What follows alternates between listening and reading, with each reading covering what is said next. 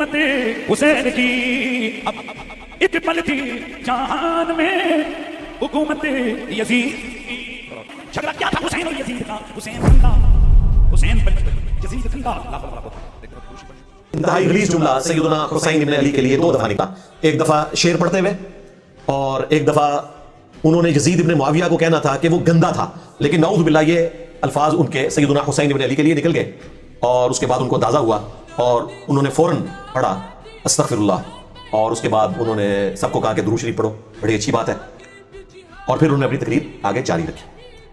ہماری عقابی نظریں یہ دیکھ رہی تھی کیونکہ بنو امیہ کی عقل جہاں ختم ہوتی ہے وہاں سے ہماری عقل کا آغاز ہوتا ہے.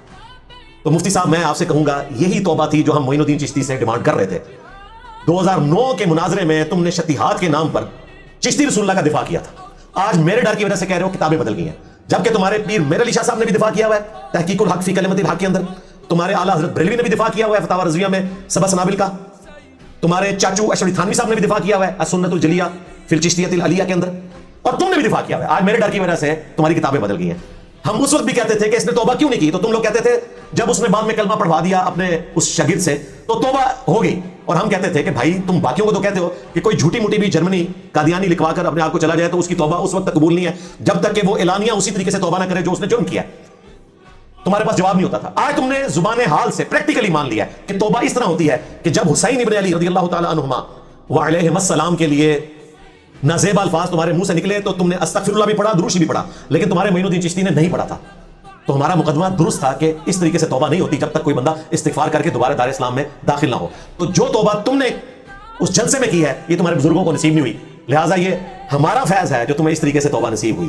میرے نبی سا ہے ہی کوئی نہیں، تیرے بابے تھے شاہ ہی کوئی نہیں، مولا علی سا ہے ہی کوئی نہیں، ماموں پارٹی تھے شاہ ہی کوئی نہیں. یہ بھی ماموں پارٹی میں چلا گیا.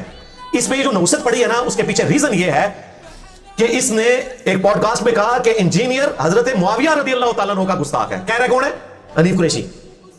تو نے دشمنان اہل بیت کا دفاع کرنے کی خاطر مجھے جان بوجھ کر حضرت معاویہ رضی اللہ تعالیٰ عنہ کی طرف اس اعتبار سے منسوب کیا کہ میں ان کا گستاخ ہوں. نعوذ باللہ من ذالک.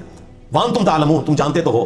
اس کی نحوست پڑی ہے تیرے اوپر، تیرے اندر بھی ناسبیت آ گئی تھی. اللہ تعالیٰ نے تجھے سزا دی ہے دنیا میں. جس نے بھی دنیا میں ماموں پارٹی کا دفاع کرنے کی کوشش کی ہے، اہل البیت کے دشمنوں کا دفاع کرنے کی کوشش کی ہے، وہ نہیں بچتا. اس کے اوپر اللہ تعالیٰ کی طرف سے گند پڑ جاتا ہے. یہ تیرے اوپر گند پڑا ہے.